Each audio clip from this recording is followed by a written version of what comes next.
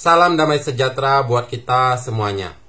Berita terbaru perang antara Israel dengan Iran yang membuat Amerika akhirnya ikut membantu Israel dengan menghancurkan 3 fasilitas nuklir Iran dengan pesawat siluman B-2 Spirit yang menempati urutan pesawat tercanggih modern yang tidak bisa dideteksi kehadirannya.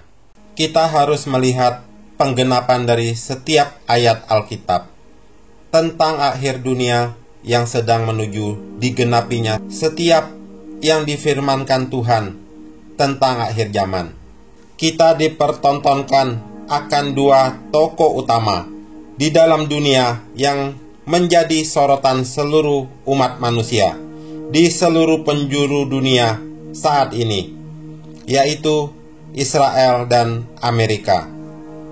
Bisakah kita sekarang berpikir bahwa 2 negara ini merepresentasikan 2 saksi Allah yang sedang dalam penggenapannya?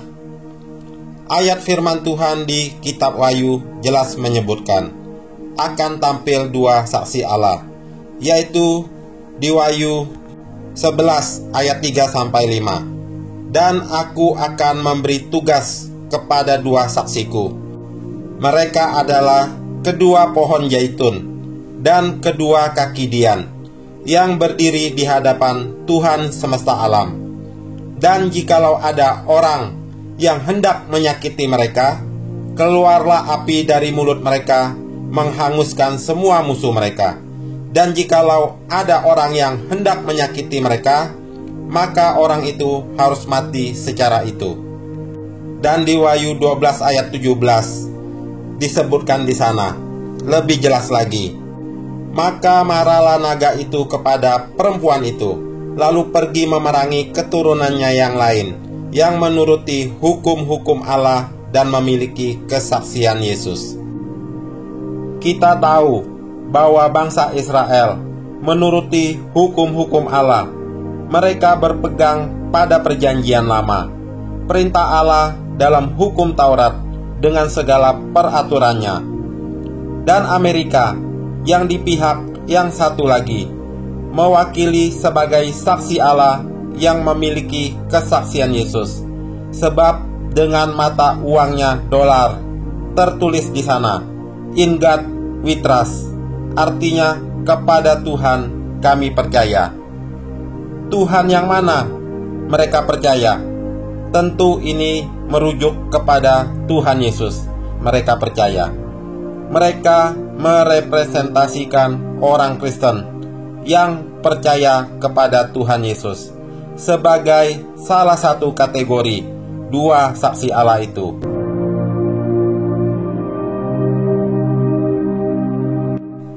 Apakah 2 saksi Allah yang tertulis dalam kitab Wahyu itu adalah 2 sosok individu pribadi manusia, hanya 2 orang kepala saja? Sebab di sana disebutkan di Wahyu 11 ayat 5, "Dan jikalau ada orang yang hendak menyakiti mereka, keluarlah api dari mulut mereka menghanguskan semua musuh mereka.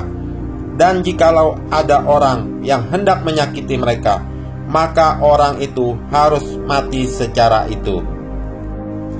Bisakah diartikan dan dimengerti api yang keluar dari mulut mereka adalah perintah atau instruksi yang keluar dari perkataan mulut mereka untuk melakukan pembalasan kepada para musuh mereka yang ingin menyakiti mereka? Dan mereka membalik keadaan malapetaka itu kepada para musuh-musuh mereka. Jadi 2 saksi Allah itu bukan wujud 2 sosok manusia, tapi itu Kristen dan Israel yang otoritas keputusannya ada di pemimpinnya. Tetapi, dan jika benar nanti ada 2 sosok manusia yang hanya 2 pribadi saja, maka setidaknya bangsa Israel dan Amerika sudah merepresentasikan terlebih dahulu sebagai bayangan akan kehadiran 2 saksi Allah itu. Mereka 2 pemeran dalam dunia modern ini sebagai saksi Allah dari pihak Israel, sebagai yang memegang dan menuruti hukum-hukum Allah, dan pihak Amerika sebagai gambaran orang Kristen yang memiliki dan memegang kesaksian Yesus. Mereka memiliki kuasa menurunkan api dari langit untuk sebagai kesaksian bagi bangsa-bangsa dan seluruh umat manusia bahwa mereka memegang otoritas dari Allah yang Maha Tinggi, yaitu yang disebut Yahweh, Elohim, Yehova, Allah Israel, dan Yeshua HaMashiach yang disebut umat Kristen, yaitu Yesus Kristus.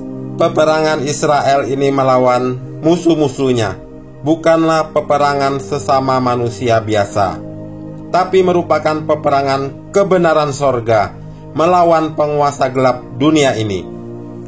Penguasa gelap dunia ini selalu ingin meredupkan terang yang dari Tuhan itu, meredupkan pengenalan akan Allah yang sejati. Sebab pengenalan akan jejak Allah yang sejati, yaitu Tuhan semesta alam, ada di bangsa Israel, yang puncaknya adalah Yesus Kristus sebagai firman Allah yang telah menjadi manusia. Allah telah menjadikan firman-Nya, suaranya sendiri menjadi sosok manusia untuk membawa manusia dari kegelapan menuju terang hidup, dari kebinasaan menuju keselamatan kekal.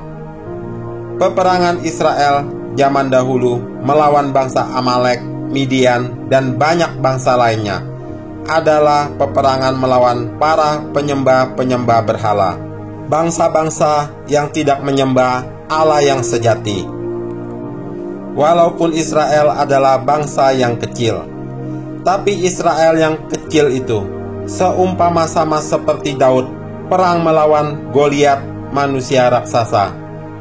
Dan Israel yang kecil itu sama seperti Gideon dengan hanya 300 pasukan melawan orang Midian dan Amalek yang jumlahnya sangat banyak seperti belalang. Di Hakim-Hakim 7 ayat 12 diceritakan, adapun orang Midian dan orang Amalek dan semua orang dari sebelah timur itu bergelimpangan di lembah itu, seperti belalang banyaknya, dan unta mereka tidak terhitung, seperti pasir di tepi laut banyaknya. Tapi Israel bisa mengalahkan musuh-musuhnya jika Tuhan sudah berada di pihak Israel. Sekarang Israel berperang melawan bangsa-bangsa yang tidak mengenal sejarah dan jejak Allah yang telah menolong Israel pada zaman Musa, waktu pertama kali Tuhan semesta alam membimbing dan membela umat pilihan dan kesayangannya ini. Bangsa-bangsa itu di zaman modern ini yang masih mau berperang dan memusuhi Israel, mereka seakan-akan tidak mau tahu akan kebesaran Tuhan yang membela bangsa ini.